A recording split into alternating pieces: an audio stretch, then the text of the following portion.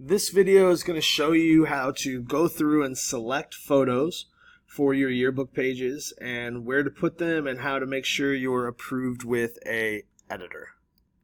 Every year we have a problem, and that problem is some of the best photos we have don't make it into the yearbook because somebody is lazy or doesn't really go through all the way and look at all the photos for their pages, or they just pick photos that aren't good, that are of their friends or whatever. We want to make sure that the yearbook has the best photos that tell the best stories. So quick refresher here on what we're looking for in photos. If you remember at the beginning of the year, we went over Photography 101, okay? And we talked about the first rule: good photographers know why they're taking their picture. And we look at a couple of examples of bad pictures. These are bad because they are posed. Remember, we don't want posed pictures, we want candid. Whenever possible, we want candid. We want pictures catching people in real life doing real things. Always candid, never posed. And then you'll remember these things. We're looking for those iconic photos, those unexpected photos, the things that we wouldn't know to see. We're looking for faces and emotion. We're looking for a moment captured. In sports, look for the ball sometimes. Not all the time, but sometimes. We're looking for great reaction photos because those always have good faces and emotion. And we're looking for photos that tell a story. Now, you won't always be able to have all your photos be these things, but on some topics you will. You'll have thousands of photos to choose from, and you need to make sure that all the photos you choose have really good content. And then remember too that you're looking for these kind of things, capturing a moment, right? Rather than a big group, okay? Tell a story in one shot. All these kinds of things. If you look, there's some of our activities. Remember, iconic photos, unexpected photos, unseen photos. And then, it's a bonus if we have any of these things in the photos. Rule of thirds, rule of odds, framing, leading lines, depth of field, background awareness, lighting, repetition, angles, filling the frame, leaving space, the golden hour. Those are all big time bonuses. Okay? So keep all those things in mind when you're selecting photos. The other thing you want to do when selecting photos is you want to have a variety of events and people as much as you can, right? We don't want on the football page to be all photos from one game and half of them to be of one player. That's bad. That does not tell the story of the year, and that's not going to sell yearbooks for us either.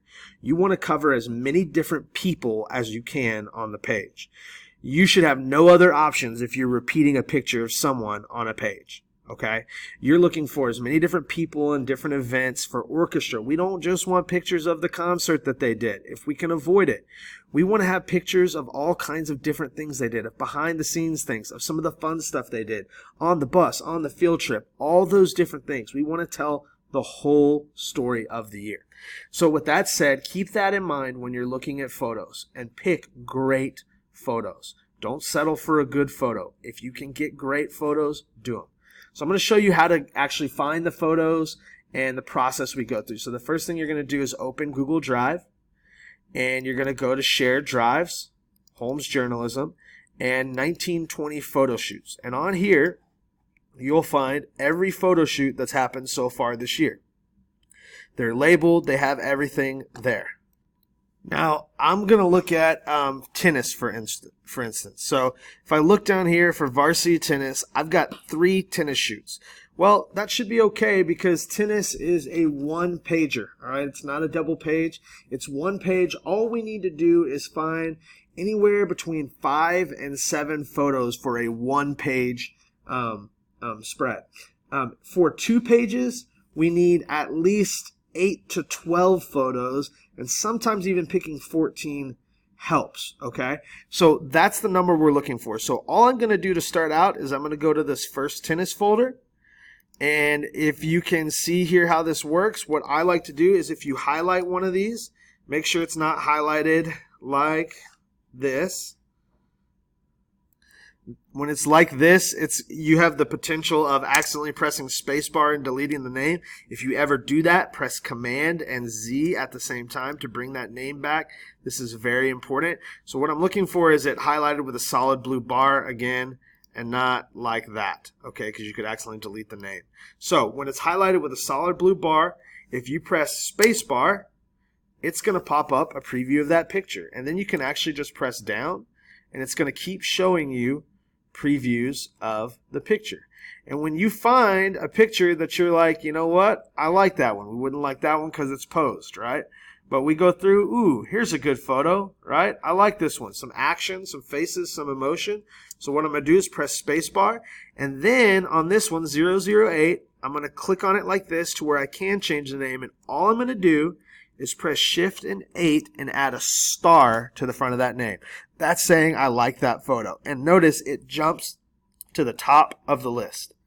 So I'm going to go through then and then pick up where I left off. I'm going to go over here. Oop, I did that thing. Command right there. All right. Press the space bar. Now I'm going to go through and see if I find any others that I like, right? Oh, I like that one. Okay. I'm going to put a star by it. And you're going to go through all of the folders that have varsity tennis, and you're going to do this, right? So, for instance, if you had varsity football, that's a lot to go through.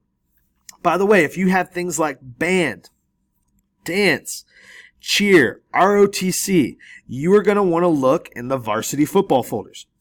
You're also going to want to look in the pep rally folders because all of those organizations participate at those things, and that's where we have the best pictures of them. So make sure to look thoroughly through all those photos as well.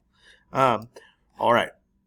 Once you've gone through all of those folders and you've kind of starred the ones you like and they're popped up at the top here, what you want to do is it's really important that you're not in full screen. I always say never go into full screen on a Mac because the screen's so big and you're going to want to drag and drop things from other places. So all I'm going to do is I'm going to leave this window open. I'm going to click on Google Drive again, and it's going to open a second Google Drive window. And I'm going to put these right side by side. I'm going to go to Share Drives, Holmes Journalism. I'm going to go to 2020 Yearbook, the yearbook pages, the deadline we're working on. And then remember, my varsity tennis is on page 23. So there's folder 23. And all I'm going to do is take each one of these. I'm actually going to click on the first one, hold down Shift, and click on the last one. So I have all these starred ones. And I'm going to drag them and drop them into the 23 folder. And now they've moved out of this and into that folder right there. And I'm going to do the same thing with the next folder. I'm going to go down to the next one, and there were some on this that I liked. So I'm going to go grab them and drag them to page 23. If you ever drag them into the wrong folder, remember you can do Edit, Undo, okay, or Command Z. But basically what you're going to do is go through all those folders, right? I'm just doing an example here, to where they should fall in your page folder. So there's your page, there's the folder, the photos you're going to use, okay? Once you have all those photos you're ready, that you're going to think about using, it can be more than the suggested amount, but you want to give yourself a, not too many to choose from. But make sure you have enough, like I said at the beginning of the video, about how many you should have. Once you're ready to go, you're ready to move on and make a contact sheet. And that'll be in the next video.